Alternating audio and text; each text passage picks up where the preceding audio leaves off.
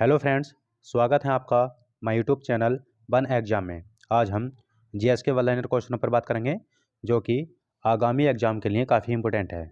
ठीक है, state level के। ठीक है फ्रेंड्स, स्टेट लेवल के। चलो फ्रेंड्स, शुरू करते हैं।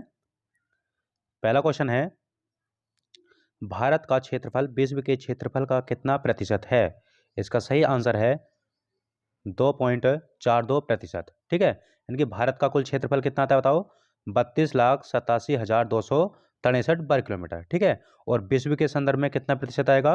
2.42%। ठीक है, आपको जाए यानी कि क्षेत्रफल के अनुसार विश्व में भारत का कौन सा स्थान है? ठीक है, क्षेत्रफल के अनुसार है भारत का विश्व में स्थान 7वां। ठीक है फ्रेंड्स, और पूछा जाए यानी कि भारत की, यानी कि जो भारत की जनसंख्या है वो विश्व की कुल जनसंख्या का कितना प्रतिशत है? ठीक है, भारत की अगर जनसंख्या के क्षेत्र में पूछा जाए तो विश्व में स्थान रखता है। ठीक है, दूसरा स्थान रखेगा और परसेंटेज में कितना आएगा?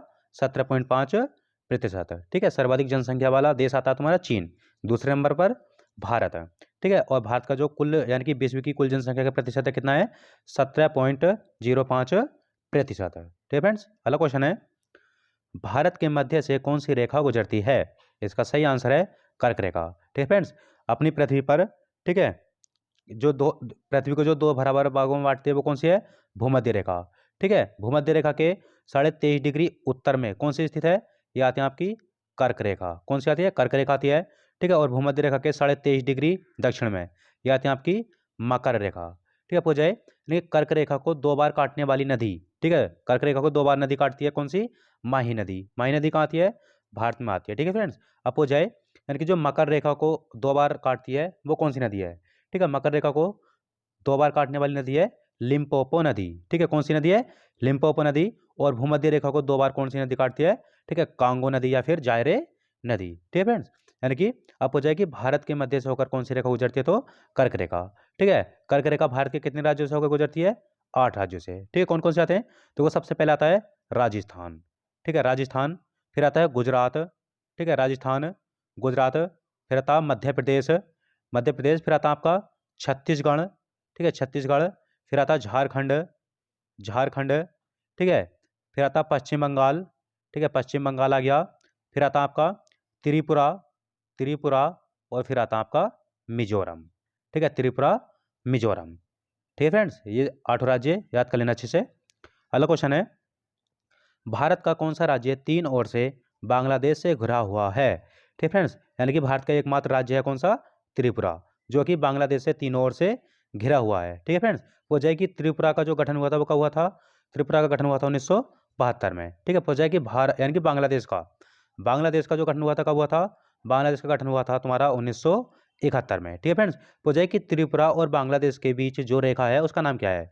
ठीक है, उसका नाम है जीरो रेखा। ठीक है, जीरो लाइन या फिर शून्य रेखा। ठीक है फ्रेंड्स, अगला क्वेश्चन है, कोलेरू झील किस राज्य में स्थित है? इसका सही आंसर है आंध्र प्रदेश। ठीक है, आंध्र प्रदेश में कोलेरू झील कहाँ स्थित है? आंध्र प्रदेश में। ठीक है फ्रेंड्स, ठीक है, कोलेरू झील आंध्र प्रदेश में। ठीक है, भारत की हम और झीलें देख लेते हैं। ठीक है फ्रेंड्स, जैसा आएगा डल झील, डल झील आ जाए, बूलर झील आ जाए, बूलर झील। फिर अब आ जाए बेरीनाग झील, बेरीनाग झील, मानसवल झील, मानसवल झील। ठीक है, फिर आता है अनंतनाग झील, अनंतनाग झील। ठीक है, ये झीलें तुम्हारी कहाँ पर पड़ेंगी सारी? ये आपकी पड़ेंगी जम्मू कश्मीर में। ठीक है फ्रेंड्स, इसके अलावा और झील आती हैं तुम्हारी, जैसे जयसमंद, जयसमंद। फिर आएगा राजसमंद, राजसमंद। ठीक है, फिर पिछोला झील, पिछोला झील। उसके बाद आएगा सांभर झील, सांभर झील। उसके बाद आएगा पंचभद्रा झील। ठीक है, पंचभद्रा झील। उसके बाद आएगा नक्की झील। ठीक है, नक्की झील। ये सभी झीलें तुम्हारी कहाँ पर हैं? राजस्थान में। ठीक है, यानी कि जयसमंद झील, राजसमंद, पिछोला झील, ठीक है, सांभर झील, पंचभद्रा झील और नक्की झील कहाँ पर है? राजस्थान में। ठीक है फ्रेंड्स, अगला देखो, पूछा जाए रेणुका झील। ठीक है, रेणुका झील। उसके बाद आएगा चंद्रताल, चंद्रताल। उसके बाद आएगा सूरज ताल, सूरज ताल। ठीक है, ये तुम्हारी जो झीलें हैं वो कहाँ पर है तुम्हारी? ये आपकी हिमाचल प्रदेश में। कहाँ पर है? हिमाचल प्रदेश में। ठीक है फ्रेंड्स, एक आते हैं आपकी लोकटक झील। ठीक है, लोकटक झील, ये कहाँ पर आती है बताओ? ये आती है मणिपुर में। ठीक है, कहाँ पर आती है? मणिपुर में, ठीक है, लोकटक झील में ही, ठीक है। एकमात्र तैरता हुआ राष्ट्रीय उद्यान कौन सा है? कैबुल लामजाओ, ठीक है, कैबुल लामजाओ राष्ट्रीय उद्यान लोकटक झील में, ये कहाँ पर? मणिपुर राज्य में, ठीक है फ्रेंड्स। एक झील आती है चोलामू झील, ठीक है, चोलामू, चोलामू झील, ठीक है, चोलामू झील आती है आपकी सिक्किम में। कहाँ पर आती है? सिक्किम में, ठीक है फ्रेंड्स। अगला पूछो, अगला पूछा जाए तो पेरियार झील, पेरियार झील, बेम्बनाद झील, बेम्बनाद झील, अष्टमुदी झील, अष्टमुदी झील, ठीक है, पेरियार झील, बेम्बनाद झील और अष्टमुदी झील, ये कहाँ पर है तीनों? ये हैं केरल में, ठीक है, कहाँ पर है? केरल में, ठीक है फ्रेंड्स। अगला क्वेश्चन है, गंगा एवं ब्रह्मपुत्र की संयुक्त जलधारा को किस नाम से जाना जाता है? ठीक है फ्रेंड्स, गंगा और ब्रह्मपुत्र की संयुक्त जलधारा को किस नाम से जाना जाता है? इसका सही आंसर आ जाएगा मेघना, ठीक है, क्या कहा था है? मेघना कहते हैं, ठीक है। पूछा है कि ब्रह्मपुत्र नदी का उद्गम जो है वो कहाँ से हुआ, ठीक है, इस ब्रह्मपुत्र नदी का उद्गम हुआ है चोमू, चोमू, चोमू युंगडुंग ग्लेशियर से, ठीक है, ठीक है फ्रेंड्स। और गंगा नदी का जो उद्गम हुआ है वो कहाँ से हुआ है? ठीक है, गंगा नदी दो नदियों से मिलकर बनी है, एक तो भागीरथी और अलकनंदा, कहाँ से? देवप्रयाग से, ठीक है फ्रेंड्स। अगला क्वेश्चन है, विश्व का सबसे बड़ा डेल्टा किन नदियों द्वारा निर्मित होता है? ठीक है फ्रेंड्स, इस विश्व का सबसे बड़ा नदी डेल्टा किसके द्वारा निर्मित होता है? तो गंगा और ब्रह्मपुत्र नदियों के, ठीक है। इस डेल्टा का क्या नाम है? सुंदरबन का डेल्टा, ठीक है, क्या नाम है? सुंदरबन का डेल्टा। कहाँ पर स्थित है बताओ? बंगाल की खाड़ी में, और ज़्यादातर जो हिस्सा आता है वो किसके अंदर आता है? पश्चिम बंगाल के, ठीक है फ्रेंड्स। पूछ जाए यानी कि गंगा को तिब्बत में क्या कहते हैं? ठीक है, गंगा को तिब्बत में कहते हैं सांगपो नदी, ठीक है, सांगपो नदी, ठीक है। अब पूछ जाए कि अरुणाचल प्रदेश में क्या कहेंगे बताओ? ठीक है, ब्रह्मपुत्र नदी को अरुणाचल प्रदेश में कहते हैं दिहांग, ठीक है, क्या कहते हैं? दिहांग कहते हैं। और असम में क्या कहते हैं? ब्रह्मपुत्र नदी को असम में कहते हैं ब्रह्मपुत्र, ठीक है। और बांग्लादेश में ब्रह्मपुत्र को क्या कहते हैं? जमुना नदी, ठीक है। पूछा है कि गंगा को बांग्लादेश में क्या कहते हैं? तो पद्मा नदी, ठीक है। ब्रह्मपुत्र की कुल लंबाई कितनी आ जाएगी? 2900 किलोमीटर, कितनी है? 2900 किलोमीटर, ठीक है। और गंगा की जो कुल दूरी है वो लंबाई है वो कितनी है? 2525 किलोमीटर, ठीक है। सबसे लंबा जो क्षेत्रफल बहता है यानी कि सबसे लंबी नदी बहती है गंगा, वो आती है अपनी उत्तर प्रदेश में, ठीक है फ्रेंड्स। अगला क्वेश्चन है, भारत के उत्तर पश्चिम में कौन सा पर्वत शिखर स्थित है? इसका सही आंसर है अरावली, ठीक है। उत्तर पश्चिम देखो, ये जितना क्षेत्र आ गया ये इस साइड में, ठीक है, इस साइड में यानी कि उत्तर पश्चिम में कौन सा है? अरावली, ठीक है। अरावली पर्वत कहाँ आता अपना? राजस्थान में, कहाँ पर आता है? राजस्थान में। अरावली शिखर की सर्वोच्च चोटी कौन सी है? गुरु शिखर, ठीक है, कौन सी चोटी है? गुरु शिखर, ठीक है। गुरु शिखर की ऊंचाई कितनी बताओ? गुरु शिखर की ऊंचाई है 1722 मीटर, ठीक है, 1722 मीटर, ठीक है। पूछ जाए यानी कि गुरु शिखर पर यानी कि माउंट आबू, ठीक है, माउंट आबू जो आता है वो भी कहाँ स्थित है? ठीक है, अरावली श्रृंखला के अंतर्गत आती है, ठीक है। और माउंट आबू पे एक मंदिर स्थित है, उसका नाम क्या है बताओ? उसका नाम है दिलवाड़ा का जैन मंदिर, ठीक है, दिलवाड़ा का जैन मंदिर, ठीक है, दिलवाड़ा का जैन मंदिर, ठीक है। दिलवाड़ा जैन मंदिर का निर्माण किसने करवाया था? ठीक है, इसका निर्माण करता आते हैं वास्तुपाल व तेजपाल, ठीक है, इन दोनों भाइयों ने करवाया था, ठीक फ्रेंड्स। पूछ जाए यानी कि संसार की सबसे प्राचीन पर्वतमाला कौन सी है? ठीक है, संसार की सबसे प्राचीन पर्वतमाला भी कौन सी आती है? अरावली, ठीक है फ्रेंड्स। अगला क्वेश्चन है, भारत की जलवायु कैसी है? इसका सही आंसर है उष्ण कटिबंधीय मानसूनी, ठीक है, यानी कि भारत की जलवायु कैसी है? उष्ण कटिबंधीय मानसूनी, ठीक है। अगला क्वेश्चन है, मानसून किस भाषा का शब्द है? इसका सही आंसर आ जाएगा अरबी, ठीक है, मानसून किस भाषा का शब्द है? अरबी। एक ऐसे आता है सुनामी, ठीक है, सुनामी, सुनामी किस भाषा का शब्द है बताओ? सुनामी शब्द है आपका जापानी भाषा का शब्द है, ठीक है, जापानी भाषा का शब्द। अगला क्वेश्चन है, वेदांतकल पक्षी विहार किस राज्य में स्थित है? इसका सही आंसर है तमिलनाडु, ठीक है, वेदांतकल पक्षी विहार किस राज्य में है? तमिलनाडु में, ठीक है। अगला क्वेश्चन है, साइलेंट वैली कहाँ स्थित है? इसका सही आंसर है केरल, ठीक है, साइलेंट वैली कहाँ स्थित है? केरल में, ठीक है। एक आती है आपकी कुल्लू घाटी, ठीक है, कुल्लू वैली या फिर कुल्लू घाटी, ठीक है, कुल्लू घाटी आपकी आती है हिमाचल प्रदेश में, कहाँ आती है? हिमाचल प्रदेश में। पूछ जाएगी कुल्लू घाटी किन श्रृंखलाओं के या श्रेणियों के मध्य स्थित है? ठीक है, कुल्लू घाटी आती है आपकी धौलाधार, धौलाधार और पीर पंजाल, ठीक है, पीर पंजाल, ठीक है, धौलाधार और पीर पंजाल श्रेणियों के मध्य कौन सी घाटी स्थित है? तो आपकी आ गई कुल्लू घाटी। कुल्लू घाटी किस राज्य में है? हिमाचल प्रदेश में, ठीक है। पूछा है कि फूलों की घाटी, फूलों की घाटी, फूलों की घाटी आती है अपनी बृहद हिमालय में, ठीक है, किस राज्य में आएगी? चमोली में, चमोली उत्तराखंड में, कहाँ पर आएगी? चमोली उत्तराखंड में। अगला क्वेश्चन है, केंद्रीय शुष्क भूमि खेती अनुसंधान संस्थान कहाँ स्थित है? इसका सही आंसर है हैदराबाद। ठीक है, केंद्रीय शुष्क भूमि खेती अनुसंधान संस्थान कहाँ स्थित है? हैदराबाद में। और हैदराबाद जो वर्तमान में किसके अंतर्गत आएगा? तेलंगाना के। किसके अंतर्गत आएगा? तेलंगाना। ठीक है, तेलंगाना की स्थापना कब हुई थी बताओ? 2 जून 2014।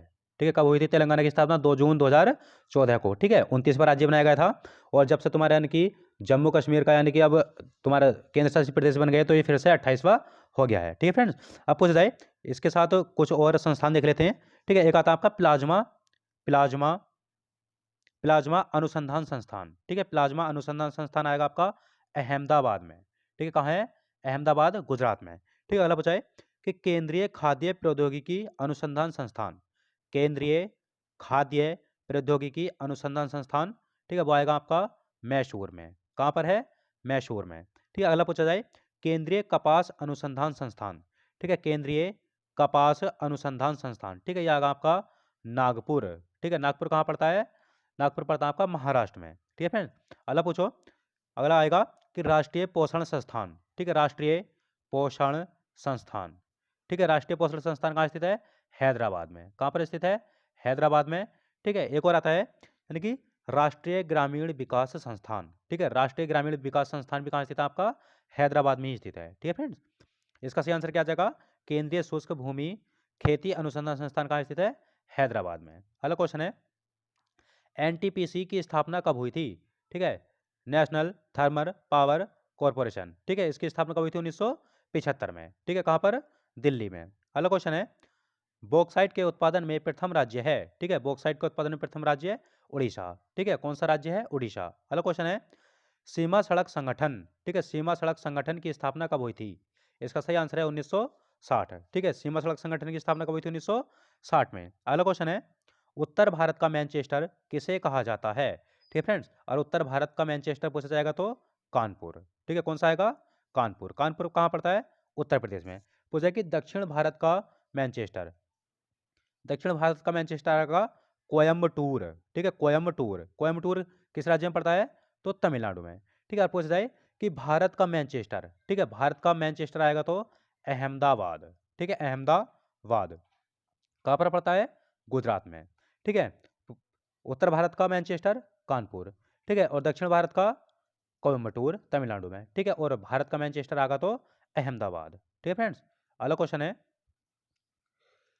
भारत के किस राज्य का लिंगानुपात सबसे कम है? इसका सही आंसर आ जाएगा हरियाणा। ठीक है, 2011 की जनगणना के अनुसार यानी कि सबसे कम लिंगानुपात वाला राज्य कौन सा है? तो हरियाणा। ठीक है, और हरियाणा का लिंगानुपात कितना है बताओ?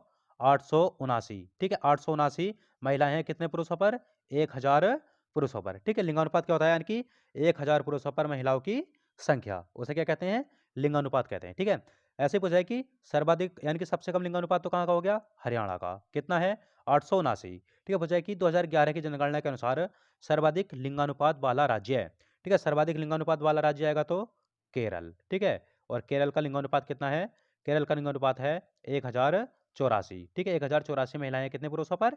1000 पुरुषों पर। ठीक है फ्रेंड्स, अगला क्वेश्चन है गारो खासी जनजातियां कहाँ पाई जाती हैं? इसका सही आंसर है मेघालय में। ठीक है, बजाय देखिए गारो खासी और एक आता है जयंती। जयंती, ठीक है, गारो खासी जयंती।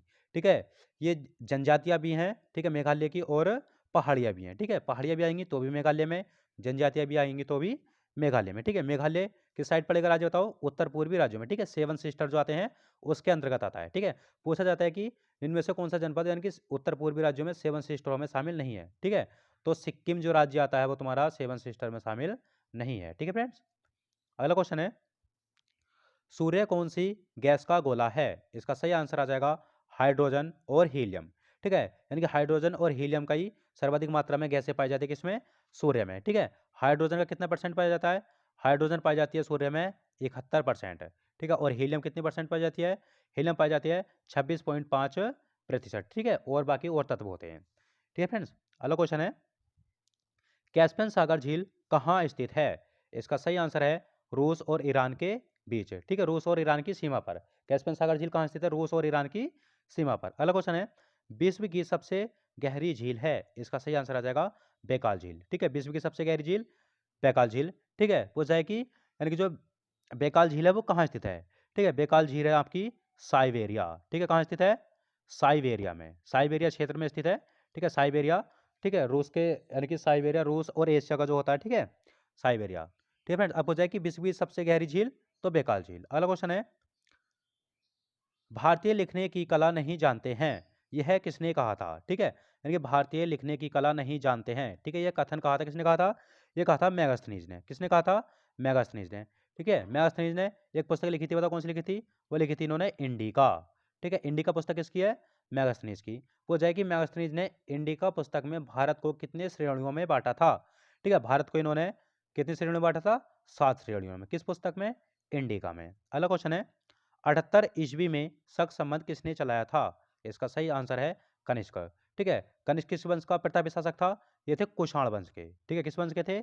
कुषाण वंश के सबसे प्रतापी शासक कौन थे? कनिष्क। ठीक है, और कनिष्क ने शक संवत कब चलाया था? 78 ईस्वी में। कहा जाए यानी कि रेशम मार्ग। ठीक है, रेशम मार्ग की शुरुआत किसने की थी? कनिष्क ने। ठीक है, किसने की थी? कनिष्क ने की थी। ठीक है, कनिष्क के दरबार में एक यानी कि आयुर्वेद विद्वान थे। ठीक है, उनका नाम क्या था? चरक। ठीक है, क्या नाम था? चरक। ठीक है, चरक ने पुस्तक लिखी थी एक, चरक संहिता। चरक संहिता पुस्तक किसने लिखी थी? चरक ने। ठीक है, किसके दरबार में रहते थे? कनिष्क के। ठीक है, कनिष्क के दरबार में, कनिष्क के दरबार में, ठीक है, एक कवि और रहते थे जिनका नाम था अश्वघोष। क्या नाम था? अश्वघोष। ठीक है, अश्वघोष ने कौन सी पुस्तक लिखी थी? इन्होंने लिखी थी बुद्ध, बुद्ध चरित। ठीक है, बुद्ध चरित किसने लिखी थी? अश्वघोष ने। अश्वघोष और चरक किसके दरबार में रहते थे? कनिष्क के। ठीक है, और शक संवत किसने चालू करा था? तो कनिष्क ने। ठीक है, यानी कि जब कनिष्क का राज्याभिषेक किया था, तो राज्याभिषेक के समय ही इन्होंने क्या चलाया था? शक संवत चलाया था। ठीक है फ्रेंड्स, अगला क्वेश्चन है, कुषाण वंश की स्थापना किसने की थी? ठीक है फ्रेंड्स, जैसे अभी मैंने पूछा था कि कुषाण वंश का बताया था कि कुषाण वंश का सबसे प्रतापी शासक कौन था? कनिष्क था। ठीक है, अब पूछा कि कुषाण वंश की स्थापना किसने की थी? इसका सही आंसर आएगा कुजुल कटफिसेस। ठीक है, कुषाण वंश की स्थापना किसने की थी? कुजुल कटफिसेस ने। ठीक है फ्रेंड्स, अगला क्वेश्चन है, अजंता व एलोरा कलाकृतियां किस काल से संबंधित हैं? ठीक है, अजंता और एलोरा, ठीक है, कलाकृतियां जाएं या फिर गुफाएं जाएं। ठीक है, अजंता और एलोरा कलाकृतियां किस वंश से संबंधित हैं? तो इसका सही आंसर जाएगा गुप्त काल से। ठीक है, गुप्त वंश है। और गुप्त वंश के संस्थापक कौन थे बताओ? श्रीगुप्त। कौन थे? श्रीगुप्त। गुप्त वंश के संस्थापक श्रीगुप्त। पूछा यानी कि प्राचीन भारत में, ठीक है, यानी कि जो किस वंश के काल को स्वर्ण काल कहा जाता था? ठीक है, चित्रकला का स्वर्ण काल, तो वो अभी आता था क्या तुम्हारा? गुप्त काल ही आता था। ठीक है फ्रेंड्स, अगला क्वेश्चन है, कुबत उल इस्लाम मस्जिद का निर्माण किसने करवाया था? इसका सही आंसर आ जाएगा कुतुबुद्दीन ऐबक। ठीक है, कुबत उल इस्लाम मस्जिद का निर्माण किसने करवाया था? कुतुबुद्दीन ऐबक ने। ठीक है, पूछा है कि कुबत उल इस्लाम मस्जिद कहाँ स्थित है? दिल्ली में। ठीक है, दिल्ली में स्थित है। कहाँ पर स्थित है?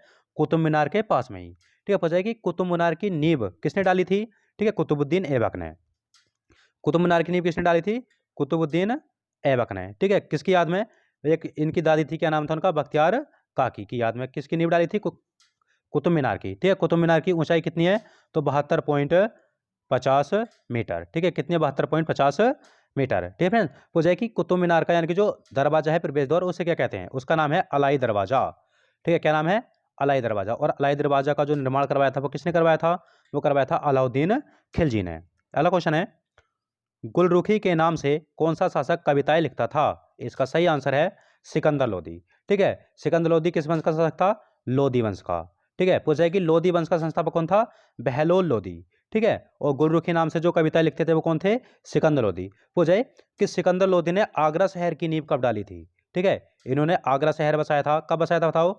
1504 ईस्वी में। ठीक है, कब बसाया था? 1504 ईस्वी में। किसने? सिकंदर लोदी ने। अगला क्वेश्चन है, दिल्ली सल्तनत के किस शासक ने स्थायी सेना बनाई थी? इसका सही आंसर आ जाएगा अलाउद्दीन खिलजी। ठीक है, अलाउद्दीन खिलजी ने, यानी कि दिल्ली सल्तनत का ये शासक था जिसने स्थायी सेना का निर्माण किया था। ठीक है, पूछा जाए कि अलाउद्दीन खिलजी का जो कार्यकाल रहा था वो कब से कब तक रहा था? ठीक है, ये रहे थे 1296 से 1316 तक। ठीक है, 1296 से 1316 तक। ठीक है, इनके बचपन का नाम क्या था? इनके बचपन का नाम था अली गुरसास्प। ठीक है, क्या नाम था? अली गुरसास्प। क्या नाम था? अली गुरसास्प। ठीक है, पूछा जाए यानी कि अलाउद्दीन खिलजी ने, ठीक है, अलाउद्दीन खिलजी ने अपने यानी कि शासनकाल में घोड़ों को दागने व सैनिकों का हुलिया पहचानने की नीति चलाई थी। ठीक है, यानी घोड़ों को दागने की प्रथा और सैनिकों का हुलिया पहचानने की प्रथा किसने चलाई थी? अलाउद्दीन खिलजी ने। पूछा जाए कि यानी कि बाजार के लिए नियम जो बनाए थे, ठीक है, बाजार के नियम किसने बनाए थे? अलाउद्दीन खिलजी ने। ठीक है, अभी मैंने बताया था कि अलाई दरवाजे का निर्माण किसने करवाया था?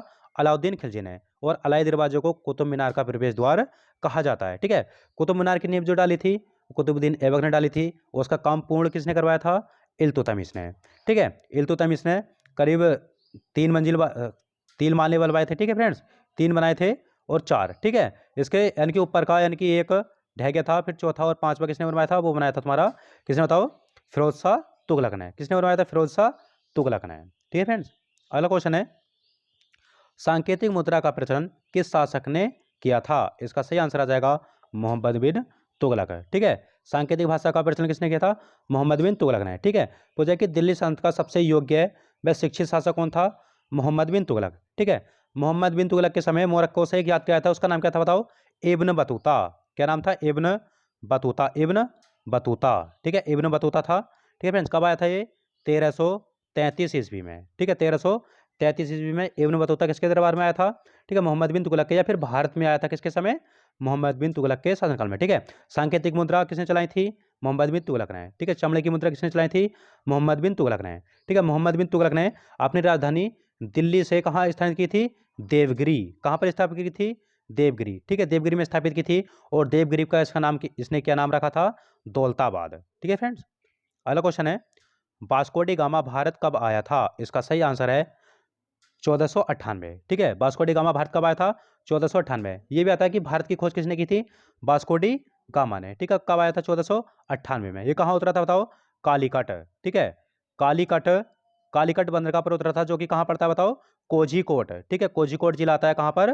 केरल में। कोझिकोड जिला केरल में। ठीक है, यानी कि जब वास्को डी गामा भारत आया था तो इसका यानी कि स्वागत किसने किया था? इसका स्वागत किया था जैमोरिन ने। किसने किया था? जैमोरिन ने किया था। ठीक है, पूछा यानी कि पुर्तगालियों ने अपनी पहली फैक्ट्री कहाँ स्थापित की थी? ठीक है, पुर्तगालियों ने पहली फैक्ट्री स्थापित की थी इन्होंने 1503 में। कहाँ पर की थी? कोचीन में। कहाँ पर स्थापित की थी? कोचीन में। ठीक है, और इन्होंने दूसरी अपनी फैक्ट्री स्थापित की थी 1505 में। कहाँ पर की थी? ये की थी इन्होंने कन्नूर में। ठीक है, कन्नूर, कन्नूर पड़ता है तुम्हारा आंध्र प्रदेश में। ठीक है फ्रेंड्स, पूछा जाए यानी कि पुर्तगालियों का प्रथम वायसराय। ठीक है, भारत में पुर्तगालियों का प्रथम वायसराय कौन आया था? उसका नाम था Francisco Francisco de Almeida. Francisco de Almeida. De Almeida. ठीक है, यानी कि पुर्तगालियों का प्रथम वायसराय भारत में कौन आया था? Francisco de Almeida. ठीक है, इसका कार्यकाल कितना था? इसका कार्यकाल था 1505 से 1509। ठीक है, 1505 से 1509। ठीक है, पूछा जाता है यानी कि नीले नीले जल की नीति या फिर शांत जल की नीति? ठीक है, नीले जल की नीति, नीले जल की नीति या फिर शांत जल की नीति किसने अपनाई थी? ठीक है, वो भी अपनाई थी फ्रांसिस्को दी अल्मीडा ने। ठीक है, नीले जल या शांत जल की नीति क्या होती थी? ठीक है, ये होती थी यानी कि भारत में ऐसे दुर्गों का निर्माण करना। ठीक है, ऐसे दुर्गों का निर्माण करना जिनका उद्देश्य सिर्फ सुरक्षा न होकर हिंद महासागर के व्यापार पर पुर्तगाली नियंत्रण स्थापित करना था। ठीक है, यानी कि जो हिंद महासागर था, यानी कि हिंद महासागर से जो भी व्यापार होता था, यानी कि उस व्यापार पर यानी कि पुर्तगालियों का नियंत्रण स्थापित करना था। किस नीति में? नीले नीले रक्त यानी कि नीले जल की नीति या फिर शांत जल की नीति में। ठीक है फ्रेंड्स, अगला क्वेश्चन है, इलाहाबाद की संधि कब हुई थी? इसका सही आंसर आ जाएगा 1265 में। ठीक है, इलाहाबाद की 2 संधि हुई थी। ठीक है, दोनों हुई थी 19 यानी कि 1765 में। ठीक है, पहली संधि हुई थी 12 अगस्त ठीक है 1765 में। ठीक है, किस किस के बीच हुई थी बताओ? ये हुई थी 12 अगस्त 1765 में हुई थी। इसके साथ थे रॉबर्ट क्लाइव। ठीक है, रॉबर्ट क्लाइव थे, रॉबर्ट क्लाइव, और थे यानी कि मुगल शासक कौन थे? शाह आलम द्वितीय। ठीक है, शाह आलम द्वितीय थे। ठीक है, इलाहाबाद की संधि किसके बीच हुई? ठीक है, रॉबर्ट क्लाइव और शाह आलम द्वितीय के बीच कब हुई थी? 12 अगस्त 1765 में। ठीक है फ्रेंड्स, अगला क्वेश्चन है,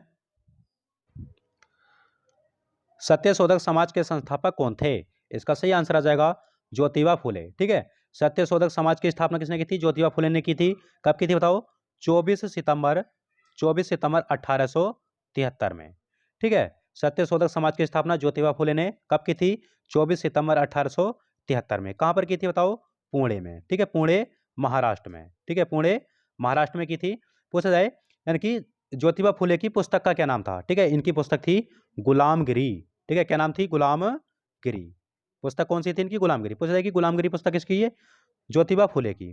ठीक है, सत्यशोधक समाज किसने स्थापित किया था? ज्योतिबा फुले ने। कब स्थापित किया था? 24 सितंबर 1873 को। कहां पर? पुणे, महाराष्ट्र में। ठीक है फ्रेंड्स, अगला क्वेश्चन है, बहिष्कार हितकारिणी सभा के संस्थापक कौन थे? इसका सही आंसर आ जाएगा भीमराव अंबेडकर। ठीक है, बहिष्कार हितकारिणी सभा की स्थापना किसने की थी? भीमराव अंबेडकर ने की थी। कब की थी? 1924 में। अगला क्वेश्चन है, संविधान सभा की संघ शक्ति समिति के अध्यक्ष कौन थे? ठीक है फ्रेंड्स, मैंने बताया था यानी कि संविधान निर्माण के लिए करीब 13 से अधिक समितियां बनाई गई थी, जिसमें से ठीक है संघ शक्ति समिति, ठीक है, उसके अध्यक्ष कौन थे? जवाहरलाल नेहरू। एक आता है तुम्हारी झंडा समिति। ठीक है, झंडा समिति के JB कृपलानी थे। संचालन समिति के राजेंद्र प्रसाद थे। और मौलिक अधिकार समिति के कौन थे? सरदार वल्लभ भाई पटेल। ठीक है, एक आता है कि मौलिक अधिकार उप समिति। ठीक है, उसके थे कौन बताओ? उसके भी अध्यक्ष थे, शायद उनका नाम KM मुंशी था। ठीक है फ्रेंड्स, अगला क्वेश्चन है, भाषाई आधार पर राज्यों का पुनर्गठन किस वर्ष किया गया था? इसका सही आंसर है 1956 में। ठीक है, भाषाई आधार पर राज्यों का पुनर्गठन किस वर्ष किया गया था? तो 1956 में। पूछा जाता है कि भाषाई आधार पर प्रथम राज्य कौन सा स्थापित हुआ था? ठीक है, वो था आंध्र प्रदेश। ठीक है, आंध्र प्रदेश। ठीक है, भाषाई आधार पर कौन सा राज्य पहले स्थापित हुआ था? आंध्र प्रदेश। कब हुआ था इसका गठन? इसका हुआ था 1 अक्टूबर 1953 में। ठीक है, 1 अक्टूबर 1953 में किसका गठन हुआ था? आंध्र प्रदेश का। किस आधार पर हुआ था? भाषाई आधार पर, यानी कि जो वहां की भाषा होती है उसी के आधार पर। ठीक है फ्रेंड्स, पूछा जाए यानी कि जो राजभाषा, ठीक है, यानी कि राज्य पुनर्गठन अधिनियम। ठीक है, राज्य पुनर्गठन अधिनियम, राज्य पुनर्गठन पुनर्गठन अधिनियम नहीं, पुनर्गठन आयोग। ठीक है, राज्य पुनर्गठन आयोग की स्थापना कब हुई थी बताओ? राज्य पुनर्गठन आयोग की स्थापना हुई थी 1953 में। ठीक है, 1953 में हुई थी। इसके अध्यक्ष कौन थे? इसके अध्यक्ष थे फजल अली। ठीक है, फजल अली। राज्य पुनर्गठन आयोग के अध्यक्ष कौन थे? फजल अली थे। ठीक है, पूछा जाए कि फजल अली के साथ और कौन कौन से सदस्य शामिल थे? ठीक है, तो इसके साथ थे एक हृदयनाथ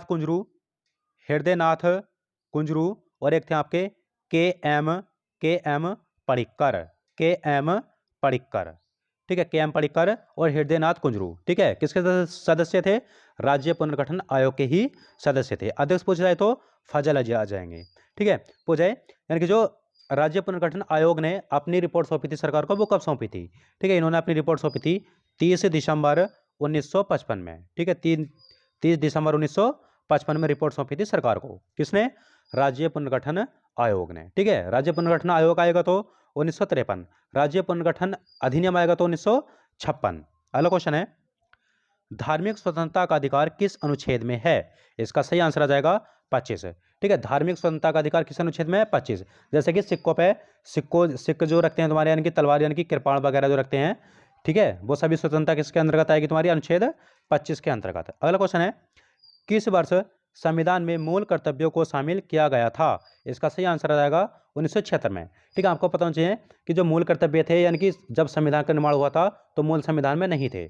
ठीक है, इसके द्वारा एक संविधान संशोधन किया गया था। कौन सा? 42वां संविधान संशोधन। ठीक है, कब हुआ था? 1976 में। ठीक है, 42वां संविधान संशोधन 1976 के द्वारा कितने मौलिक कर्तव्य जोड़े गए थे? ये जोड़े गए थे 10। ठीक है, किस भाग के अंतर्गत आते हैं? आते हैं भाग 4 कै के अंतर्गत। ठीक है, भाग 4 कै के अंतर्गत, और अनुच्छेद आता 51 कै के अंतर्गत। ठीक है, पूछा जाए यानी कि जो 11वां मौलिक कर्तव्य था वो कब जोड़ा गया था? ठीक है, 11वां मौलिक कर्तव्य 86वां संविधान संशोधन द्वारा जोड़ा गया था। कब? 2002 में। ठीक है, और 11वें मौलिक कर्तव्य में क्या है? यानी कि 6 से 14 वर्ष के बच्चों को निःशुल्क शिक्षा का उपचार। ठीक है फ्रेंड्स, अगला क्वेश्चन है, संसद के किस सदन को प्रतिनिधि सभा कहा जाता है? इसका सही आंसर आ जाएगा लोकसभा को। ठीक है, यानी कि संसद में कितनी सदन होते हैं? 2 सदन होते हैं। एक तो होता है लोकसभा, ठीक है, लोकसभा, और एक होता है अपना राज्यसभा। ठीक है, राज्यसभा। ठीक है, पूछा जाए यानी कि उच्च सदन आएगा तो राज्यसभा, निम्न सदन आएगा तो लोकसभा, सबसे लोकप्रिय सदन आएगा तो लोकसभा। ठीक है, पूछा जाए कि किस सदन को प्रतिनिधि सभा भी कहते हैं? तो लोकसभा। लोकसभा का यानी कि प्रधान कौन होता है? तो प्रधानमंत्री। ठीक है, और राज्यसभा का सभापति कौन होते हैं? तो उपराष्ट्रपति। ठीक है फ्रेंड्स, पूछा जाए यानी कि जो संसद बनती है वो किन से मिलकर बनती है? ठीक है, संसद मिलती है लोकसभा, राज्यसभा और राष्ट्रपति से मिलकर। ठीक है, राष्ट्रपति से मिलकर। ठीक है, राष्ट्रपति जो होता है संसद, यानी कि ये संसद का अभिन्न अंग होता है। ठीक है फ्रेंड्स, पूछा जाए यानी कि संसद किस अनुच्छेद के अंतर्गत आएगा? 79 के।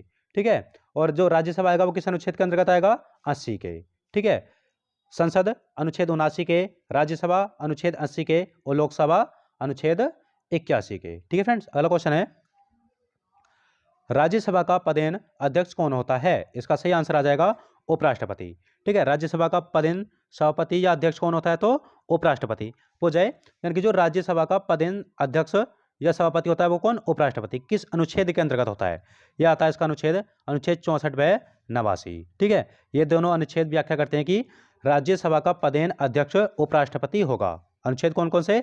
अनुच्छेद 64 और 89, 89। ठीक है फ्रेंड्स, अगला क्वेश्चन है नीति आयोग की स्थापना कब की गई थी? इसका सही आंसर आएगा 1 जनवरी 2015। ठीक है, नीति आयोग किसकी जगह स्थापित किया था? योजना आयोग की जगह। ठीक है, योजना आयोग की जगह कौन स्थापित किया गया था? नीति आयोग। ठीक है, पूछ जाए कि नीति आयोग के अध्यक्ष कौन होते हैं? तो पीएम। ठीक है, प्रधानमंत्री होते हैं नीति आयोग के अध्यक्ष। और वर्तमान में नीति आयोग के अध्यक्ष कौन है? तो यहाँ आपके नरेंद्र मोदी। पूछ जाए कि नीति आयोग के प्रथम उपाध्यक्ष कौन थे? ठीक है, प्रथम उपाध्यक्ष आएगा तो अरविंद पनगड़िया। ठीक है, प्रथम उपाध्यक्ष कौन थे? अरविंद पनगड़िया। और पूछा है कि प्रथम सीईओ कौन थे? ठीक है, प्रथम सीईओ थे इसके सिंधु श्री खुल्लर। सिंधु श्री खुल्लर। ठीक है, सिंधु श्री खुल्लर थे। ठीक है, पूछा है यानी कि वर्तमान में नीति आयोग के यानी कि उपाध्यक्ष कौन है? ठीक है, वर्तमान में नीति आयोग के उपाध्यक्ष हैं सुमन बैरी। ठीक है, कौन है? सुमन बैरी हैं। ठीक है, आप पूछ रहे हैं यानी कि वर्तमान में नीति आयोग के सीईओ कौन है? ठीक है, वर्तमान में सीईओ हैं इनके BBR सुब्रमण्यम। ठीक है, BBR सुब्रमण्यम।